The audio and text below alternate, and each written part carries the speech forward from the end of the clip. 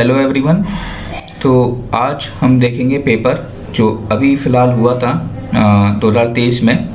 ठीक है, तो 28 अप्रैल 2023 का ये पेपर है। जूनियर इंजीनियर जो कि Madhya Pradesh power generating company limited MPPGCL का जो अभी पेपर चल रहे थे उसमें से एक शिफ्ट इवनिंग शिफ्ट का एक पेपर है 4:30 to 6:30। तो इसके हम टेक्निकल के क्वेश्चंस देखेंगे यहाँ पे किस प्रकार के क्वेश्चंस यहाँ पर पूछे गए हैं। तो स्टार्ट करते हैं हम अपने पहले क्वेश्चन से। पेपर आपको PDF फॉर्म में मिल जाएगा टेलीग्राम ग्रुप पे। ठीक है, वहाँ से आप इस पेपर को डाउनलोड कर लेना और नॉन टेक्निकल क्वेश्चन भी आप देख सकते हैं। ठीक है, इवनिंग तक आपको मैं पेपर दे दूंगा। तो यहाँ हम पहले क्वेश्चन से स्टार्ट करेंगे। ठीक है, जैसा कि आप देख रहे हैं यहाँ पर क्वेश्चन में आपसे पूछा गया a parallel circuit consisting of 4 + J3 and 3 - J4 ohm is connected across a 100 volt DC supply. What will be the current drawn from the source? तो हम सब जानते हैं I क्या होता है हमारा B/Z होता है। ठीक है, तो यहाँ पर वोल्टेज हमको 100 वोल्ट दिया गया है और ये जो इम्पीडेंसेस हैं दोनों, ठीक है, ये पैरेलल में दिए गए हैं। ठीक है, तो इनको सॉल्व कर लेंगे हम। कैसे सॉल्व करते हैं आपको पता ही है। Z जो आपका पैरेलल में होता है वो Z1 Z2 upon Z1 + Z2 होता है ना। उसी प्रकार से सॉल्व कर लेंगे, ऊपर नीचे मल्टीप्लाई करेंगे। दोबारा से हम 7 + J और 7 + J का मल्टीप्लाई करेंगे, वहाँ से वैल्यू आएगी 25 के करीब। ठीक है, कुछ 4 की अप्रॉक्स वैल्यू आएगी इम्पीडेंस की 4। ठीक है, तो यहाँ पर क्या होगा, तो 4 से जब इसको डिवाइड करेंगे 100 को तो आपका आंसर कितना रहेगा 25। ठीक है,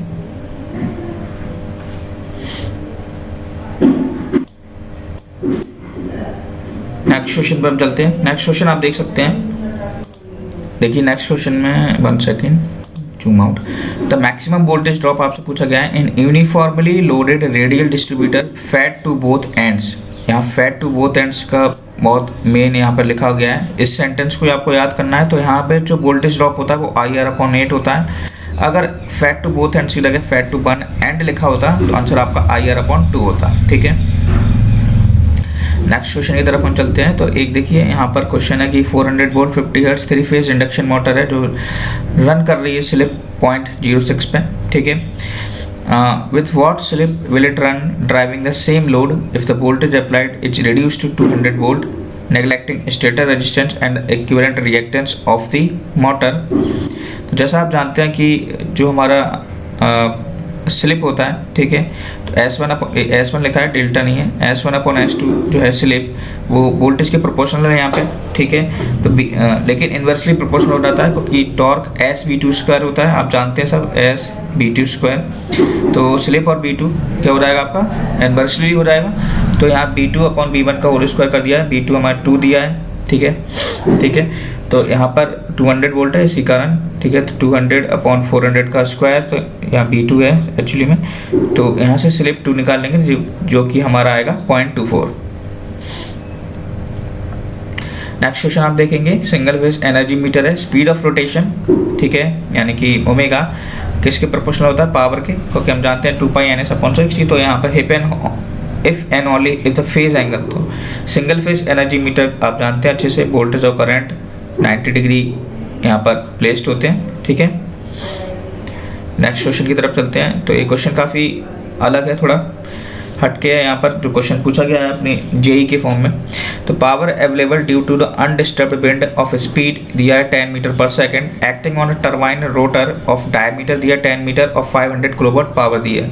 what would be the power for a wind speed of 20 metre per second. सबसे पहले आपको ध्यान रखना है कि विंड के क्वेश्चन आजकल आने लगे हैं JEE में। ठीक है, तो यूनिट पावर जो होती है, ठीक है, विंड में वो आपकी होती है पर unit power equal to power upon ये जो H है हेड है, ठीक है, हाइट, H की पावर 3/2। ठीक है, और जो स्पीड होती है पर यूनिट वो N/√H होती है। तो मैंने यहाँ से क्या किया यहाँ पर, ठीक है, N1 और हेड जो था हाइट जो थी उसका रेशियो ले लिया। ठीक है, इन दोनों इक्वेशन से पावर स्पीड और हाइट की इक्वेशन से। तो यहाँ से H1 और H2 का रेशियो निकल जाएगा 1:4। H1 की वैल्यू 1 और H2 की वैल्यू 4 आ जाएगी। फिर पावर और जो हाइट का रिलेशन है, ठीक है, वो इस प्रकार से है। तो यहाँ पावर 1 दिया हुआ है, हाइट हमने निकाल लिया है। तो यहाँ से हमको केवल P2 की वैल्यू निकालना है जो कि 4000 किलोवाट आ जाएगी। 2 का स्क्वायर करेंगे, यहाँ देखना, यहाँ लगना 2 का स्क्वायर, तो स्क्वायर से स्क्वायर कटेगा, 2 का क्यूब, 8 5 40, तो 4000 किलोवाट। नेक्स्ट क्वेश्चन करते हैं। तो नेक्स्ट क्वेश्चन आप देख सकते हैं, एक एसी सर्किट है जहाँ वोल्टेज इतना है और करंट इतना है, आपसे एपरेंट और रिएक्टिव पावर पूछी है। तो आप जानते हैं एपरेंट BRMS और IRMS लगाएंगे तो कितना आएगा आपका 200/2 यानी कि 100, और आप अच्छे से जानते हैं रिएक्टिव पावर होता है Q = S sin phi, तो 100 sin 30 which is equals to 50 bar इसकी यूनिट होती है। अगला क्वेश्चन आप देखेंगे तो यहाँ पावर डिसिपेटेड पूछा गया है आपसे, ठीक है, काफ़ी सिंपल है भी। तो P = I² R आपको लगाना है, ठीक है। तो I आपको दिया गया है √8² + 6² आप कर देंगे, और रेजिस्टेंस आपको कितना दिया है, रेजिस्टेंस कितना दिया है आपको 10 ओम, ठीक है, उससे मल्टीप्लाई करेंगे तो आपका आंसर कितना आ जाएगा 125 वाट। नेक्स्ट क्वेश्चन आप थ्योरी है, इसको आप पढ़ सकते हैं, ठीक है। हाई वोल्टेज ट्रांसमिशन लाइन के लिए कौन सा डिस्टेंस प्रोटेक्शन यूज होता है, ठीक है। तो यहाँ जो क्वेश्चन है आप देख सकते हैं कि आपसे कोर लॉस पूछा गया है, ठीक है। Approximately when the transformer is fully loaded, तो जो आपका ओपन सर्किट टेस्ट मेजर कर रहा है वही आपका कोर लॉसेस यहाँ पर होगा ट्रांसफार्मर का फुली लोडेड पे। तो 200 वाट है, तो वही आपका क्या होगा आंसर। नेक्स्ट क्वेश्चन आप देखेंगे कि एक सर्किट है जो कि पैरेलल में 2, 4, 10, 20 ओम रेजिस्टेंस दिए हुए हैं, पैरेलल में कनेक्टेड है डीसी सोर्स के अक्रॉस, और करंट 20 ओम के अक्रॉस 5 एम्पियर दिया हुआ है, देख सकते हैं आप। करंट आपसे 4 ओम के अक्रॉस पूछा गया, तो 5 देखिए 20 ओम के अक्रॉस 5 एम्पियर है तो वोल्टेज निकल जाएगा, और पैरेलल में वोल्टेज सेम होते हैं तो 100 वोल्ट 20 ओम के अक्रॉस भी होगा, ठीक है, और 2 ओम के अक्रॉस, 4 ओम के अक्रॉस और 10 ओम के अक्रॉस भी होगा।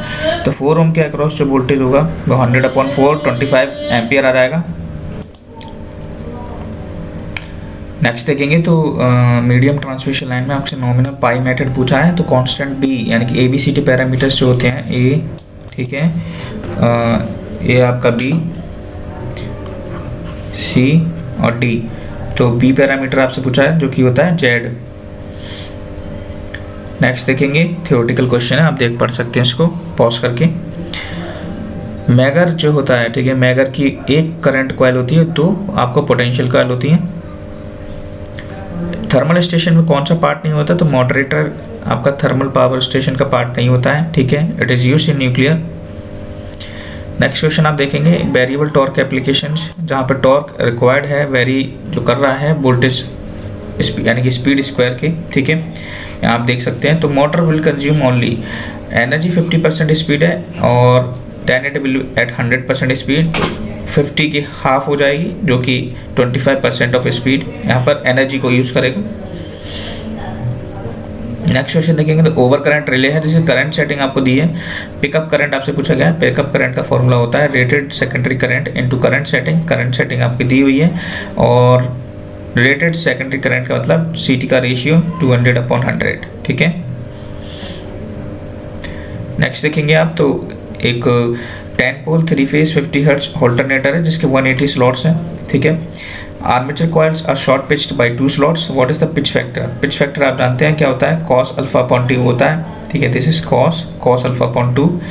तो अल्फा आपको निकालना पड़ेगा। अल्फा कैसे, अल्फा क्या होता है, कॉर्डिंग एंगल, ठीक है, और 2 स्लॉट से शॉर्ट पिच है, ठीक है। तो सबसे पहले आप निकाल लीजिए पोल पिच, ठीक है, एम निकाल लीजिए सबसे पहले 180 डिग्री, स्लॉट्स पर पोल पर फेज 6 आ जाएगा। पोल पिच कितना आ जाएगा, स्लॉट्स पर पोल, ईच स्लॉट्स 10 डिग्री है, तो 10 डिग्री से आप मल्टीप्लाई कर देंगे किसका, 2 स्लॉट से, तो 20 डिग्री हो जाएगा।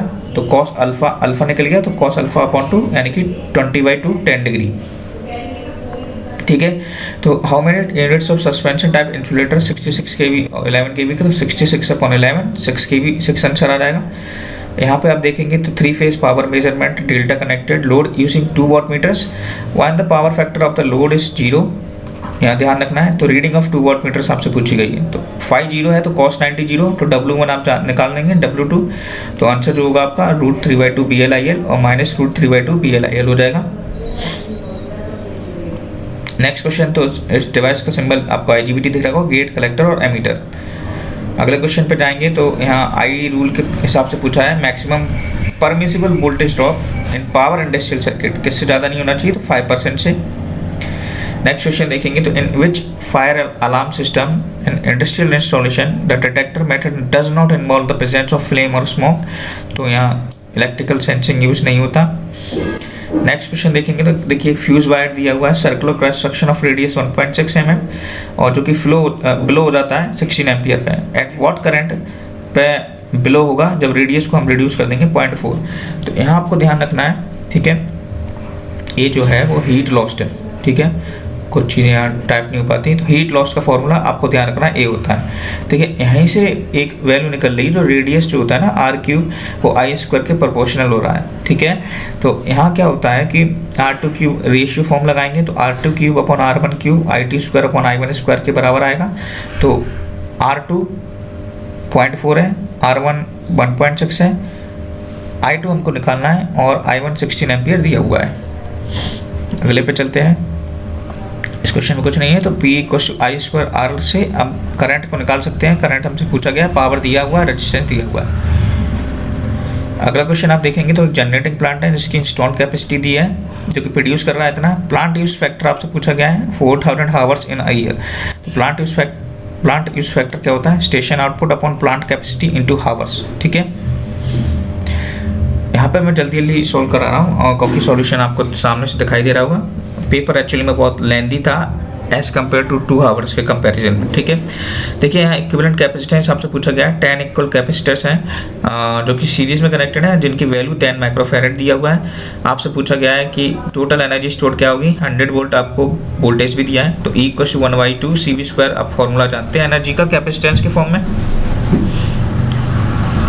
अगला क्वेश्चन है कि आउटडोर टाइप सब स्टेशन में, ठीक है, metallic fencing is not less than 1.8 metre height shall be erected around the transformer. अगला क्वेश्चन है आपका रेटिंग ऑफ शंट कैपेसिटर आपसे पूछा गया है। ठीक है, तो आप जानते हैं rating Q equal to P10 A cos phi होता है। ठीक है, तो पावर आपको दिया हुआ है यहाँ 240, 10 और cos phi आपको 0.8 दिया हुआ है। यहाँ पर आप आसानी से फ्रीक्वेंसी तो NS120 F/P यहाँ आप लगा देना। ठीक है, तो यहाँ से आपका फ्रीक्वेंसी निकल जाएगा। ये क्वेश्चन काफ़ी सिंपल है, तो यहाँ ये तीनों पैरेलल में है। ठीक है, इन तीनों को सॉल्व करोगे पैरेलल में तो कितना आएगा? 1/6 प्लस 1/6 प्लस 1/6, तो कितना हो गया? 3/6 2 हेनरी आ जाएगा और तीनों सीरीज में हो जाएंगे, तो 2 8 10 और 2 12। अगला क्वेश्चन देखेंगे तो यहाँ पर ब्रेकिंग कैपेसिटी पूछी गई है 1500 एम्पियर। सर्किट ब्रेकर की स्पेसिफिकेशन 1000 MVA 33 kV 3 सेकेंड। तो rated symmetrical breaking current into voltage into √3 यहाँ पर ब्रेकिंग कैपेसिटी का फॉर्मूला होता है। यहाँ देखेंगे तो करंट पर पैरेलल पाथ पूछा गया है। 4 पोल लैप बाउंडेड जनरेटर है, तो लैप बाउंडेड में A/P होता है, तो यहाँ I/P लगा देंगे, तो 100/25 कितना हो जाएगा? 100/4 सॉरी 25 एम्पियर। नेक्स्ट क्वेश्चन है सिंगल फेज ट्रांसफार्मर जिसका टर्न्स रेशियो 2 है।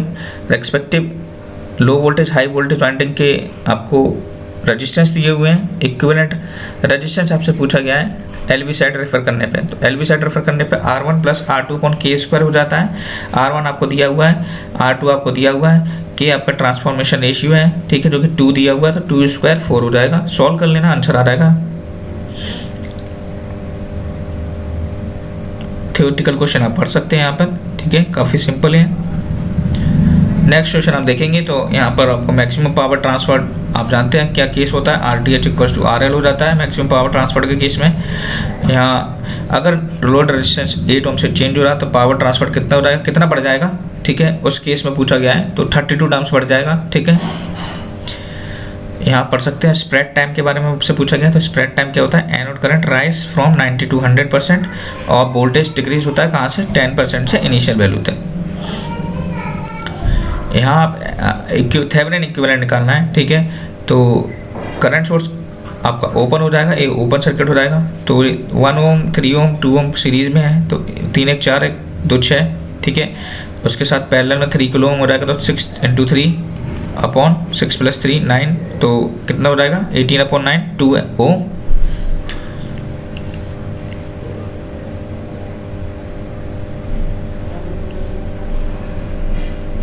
यहाँ आप देख सकते हैं दो कॉइल्स हैं 500 और 1000 टन की सीरीज में कनेक्टेड है। रिलक्टेंस आपको दिया हुआ है, म्यूचुअल इंडक्टेंस का फॉर्मूला आपको लगाना है। तो mu naught N1 N2 A/L होता है, ठीक है। N1 N2 आपको दिए हुए हैं। अगला क्वेश्चन भी आप देख सकते हैं, ठीक है। 100 टन रिलक्टेंस आपको दिया हुआ है, करंट दिया हुआ है जो कि रिवर्स हो रहा है 10 मिली सेकेंड में, यानी कि 1 एम्पियर रिवर्स हो रहा होगा तो -1 एम्पियर के साथ। एवरेज इंड्यूस ईएमएफ पूछा है, हम जानते हैं यहाँ से सबसे पहले क्या निकालेंगे, फ्लक्स एमएमएफ अपॉन रिलक्टेंस होता है, एमएमएफ हमारा N × I होता है, तो फाई निकल जाएगा। यहाँ से हम इंडक्टेंस निकालेंगे तो N∅/I होता है, तो इंडक्टेंस निकल जाएगा। DI/dt निकालेंगे, करंट रिवर्स हो रहा है तो 1 - -1/10 यानी कि 2/10 और V = LDI/dt होता है। तो L हम निकाल चुके हैं N∅/I से और 2/10 हम DI/dt निकाल चुके हैं। यहाँ पर DC शंट मोटर है तो फॉर्मूला होता है E = V - IRA। अगले क्वेश्चन में आपसे पूछा गया है ओवरऑल एफिशिएंसी, ठीक है, सॉरी आपसे पूछा गया कैलोरीफिक वैल्यू कोल दिया क्या है, स्टीम पावर स्टेशन में 2 किलोग्राम ऑफ कोल है, ठीक है। ओवरऑल एफिशिएंसी आपको दी है 20%। तो आपको ध्यान रखना है कि कैलोरीफिक वैल्यू कैसे निकलती है। 1 किलोवाट आवर 8600 होती है, तो 8600 अपॉन आपको 2 किलोग्राम इंटू, ठीक है, यहाँ पर 2 आपका क्या है ओवरऑल एफिशिएंसी, तो वहाँ से मल्टीप्लाई कर देंगे तो 2 × 2 8600/4 हो जाएगा। देखिए अगला क्वेश्चन जो है आपका, इसको आपको थोड़ा देखना पड़ेगा क्योंकि ओमेगा की वैल्यू यहाँ से सॉल्व नहीं हो रही थी, तो एक बार ट्राई करना उसको आप। Mean spherical candle power 200 fitted with a reflector which directs 60% of total flux into a circular area of 10 meter diameter, what will be the average illumination? देखिए एवरेज इल्यूमिनेशन का फॉर्मूला यहाँ है candle power into omega upon area. Area आप π/4/d² से निकालेंगे और omega जो है आप निकालेंगे 2π1 - cos थीटा से, ठीक है। तो थीटा की वैल्यू यहाँ समथिंग मिसिंग है, तो करना क्या है, जो cos थीटा है ना वो आपको इस प्रकार से निकालना है, h/h² + dy2 का होल स्क्वायर, ठीक है। नेक्स्ट क्वेश्चन है 3 फेज 440 वोल्ट 6 पोल स्लिप रिंग इंडक्शन मोटर है जो कि 2% स्लिप पे ऑपरेट कर रही है। स्टेटर करंट आपको दिया है, स्पीड ऑफ रोटर को रिड्यूस किया जाता है कांस्टेंट ऑफ 500 आरपीएम पे। तो new volume of stator current आपसे पूछा गया है। तो यहाँ स्टेटर करंट और हम देखें तो स्पीड से रिलेशन क्या होता है, इनवर्सली होता है, तो आप रेशियो फॉर्म में निकाल सकते हैं। बाईपोलर वोल्टेज आप जानते हैं SCR GTU का होता है, बाकी सब क्या आपके यूनिपोलर हैं। देखिए मुर्रे लूप टेस्ट आपसे के बारे में कोई पूछा गया है, 500 metre underground cable for locating ground fault. यहाँ एक चीज़ होती है रेशियो ऑफ अदर आर्म्स 4:1। आपसे पूछा गया है distance of fault located at testing end of the cable. Distance निकालने का फॉर्मूला होता है R2/R1 + R2 × 2L, ठीक है। R2 आपका 1 है, R1 + R2 करेंगे तो 5 हो जाएगा, ठीक है। और 2L मतलब L आपको कितना दिया था 500 मीटर, तो 2 का मल्टीप्लाई करके 1000, तो 1/5 × 1000। यहाँ लिसाजियस पैटर्न आपसे पूछा गया है। AB प्लग सेटिंग मल्टीप्लाई से आपसे क्वेश्चन है। देखिए fault current upon current secondary ratio, CT का जो रेशियो होता है into pickup current. Back slip आपसे पूछी गई, तो बैक स्लिप का फॉर्मूला होता है 2 - फ्रंट स्लिप यानी कि फॉरवर्ड स्लिप, ये 2 - 0.05 हो जाएगा। यहाँ आपसे परसेंटेज एरर पूछा है, तो 200 - 10 अपॉन तो 20% आपका आंसर आ जाएगा, ठीक है। यहाँ पर आपसे मिनिमम विड्थ पूछी है, तो LDI/dt आपको लगा देना है। पॉज करके वीडियो आप आसानी से सॉल्व कर सकते हैं, ठीक है, क्योंकि इस प्रकार के क्वेश्चन हम और भी कई बार देख चुके हैं। तो मैं सॉल्व नहीं कर रहा हूँ, यहाँ पे सॉल्व पहले से है, मैं आपको बताते जा रहा हूँ कि आपको क्या क्या अप्लाई करना है। तो DT आपका निकल जाएगा, उस क्वेश्चन में सारी चीज़ें दी हुई हैं। मिनी स्पेरिकल कैंडल पावर का फॉर्मूला, ठीक है, 2200/4π। यहाँ आप देख सकते हैं, देखिए 3 सिमिलर कॉइल्स हैं जो स्टार में कनेक्टेड हैं, 3 फेज AC सप्लाई से कनेक्टेड है। लाइन करंट 10 एम्पियर है, KVA आपका 30 है, किलोवाट आपका 18 है। रेजिस्टेंस और रिएक्टेंस पूछा गया है। सबसे पहले क्या करना है, आप जानते हैं किलोवाट kVA cos phi होता है, cos phi निकाल लेना 0.6 आ जाएगा। पावर आपकी √3 VL IL cos phi होती है, ठीक है, तो VL आपका निकल जाएगा, तो BPH BL अपॉन √3 होता है स्टार कनेक्टेड के केस में। इम्पीडेंस क्या होता है, BPH अपॉन IPH, तो इम्पीडेंस आ जाएगा। और आपको निकालना क्या है, ठीक है, रेजिस्टेंस और रिएक्टेंस, तो ZPH क्या हो जाएगा, ZPH एंगल फाई, ठीक है, तो यहाँ से 0.6 आप जानते हैं cos phi होता है 0.6 है, तो sin phi 0.8 होगा, ठीक है, तो इनका मल्टीप्लाई इम्पीडेंस के सारे होगा, तो 60 और 80 ओम। नेक्स्ट क्वेश्चन देखेंगे तो what is the receiving end voltage of a 1.1 kV single phase short transmission line delivering 50 ampere at lagging power factor of 0.8, resistance और रिएक्टेंस दिए हुए हैं, रिसीविंग एंड वोल्टेज पूछा गया है। तो फॉर्मूला होता है BS = BR IL angle phi Z, ठीक है, BS दिया है, BR पूछा गया है, तो और IL आपको दिया है 0.8, 4 + J6, 0.8 को सॉल्व करेंगे तो 45 डिग्री के करीब आप cos 45, ठीक है, इसको सॉल्व करने पे मल्टीप्लाई करने पे इसका आंसर आएगा। एक्चुअली मैंने सॉल्व नहीं किया है, आप देख लेना इसको। नेक्स्ट है आपका एक ट्रांसमिशन लाइन है, ठीक है, 2 लेवल कंडक्टर से ही ध्यान रखना है, 2 लेवल का क्रॉस सेक्शनल एरिया दिया हुआ है, टेंशन आपसे पूछी गई है, सेफ्टी फैक्टर दिया है, स्ट्रेस दिया है। टेंशन का फॉर्मूला होता है अल्टीमेट स्ट्रेंथ, यानी कि जो आपका ब्रेकिंग स्ट्रेंथ है वो ये आपकी अल्टीमेट स्ट्रेंथ है अपॉन सेफ्टी फैक्टर, तो और लेकिन 1000 आएगा, है ना। इसको सॉल्व करने पे 1000 का मल्टीप्लाई 2 से करना है, क्योंकि 2 लेवल कंडक्टर है, ठीक है।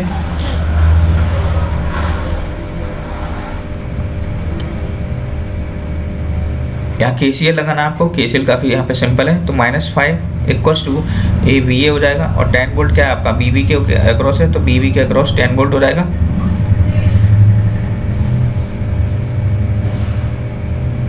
देखिए open circuit short circuit test दिए हुए हैं, आपसे पूछा गया मैक्सिमम एफिशिएंसी, तो मैक्सिमम एफिशिएंसी आप जानते हैं x kVA cos phi upon x kVA cos phi plus PI plus PCU होता है।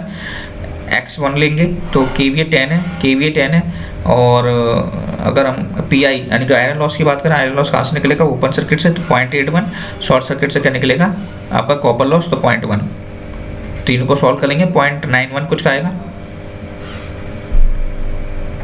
अगला क्वेश्चन देखेंगे तो the voltage applied to gate terminal of a thyristor is rectangular pulse of 12 volt with a period of 50 microsecond and duty cycle 0.2 है। तो average power loss आपसे पूछा गया है, और गेट पावर लॉस आपको 5 वॉट दिया हुआ है। आपको ध्यान रखना है जो पीक वैल्यू होती है ना, वो एवरेज अपॉन ड्यूटी साइकिल होती है, तो एवरेज वैल्यू कितनी आ रहेगी, ड्यूटी साइकिल 0.2 है इंटू पीक वैल्यू कितनी है 5, तो 5 × 0.2। नेक्स्ट फॉर्मूला है आपका रिएक्टिव पावर पूछा गया है, 2 वॉट मीटर रीडिंग्स हैं, 2 वॉट मीटर की रीडिंग दी है 1 और 2, तो Q = √3 W1 - W2। यहाँ पे single phase capacitor starting motor है, ठीक है, रिएक्टेंस दिया हुआ है, फेज एंगल दिया हुआ है, कैपेसिटिव रिएक्टेंस पूछा गया है। मैक्सिमम स्टार्टिंग टॉर्क के केस में क्या होता है, 2 टाइम्स होता है किसके, स्टार्टिंग वाइंडिंग के रिएक्टेंस से, तो 2 टाइम्स ऑफ 6 ओम। अगला क्वेश्चन आप निकाल सकते हैं, वैसे तो आपको याद होना चाहिए, शॉर्ट रूट सिग्नल में हमेशा √3 से डिवाइड करते हैं शॉर्ट रूट में, और सॉल्व करने का तरीका ये होता है, ठीक है, ये सॉल्व करने का तरीका है पूरा, इससे आप सॉल्व भी कर सकते हैं।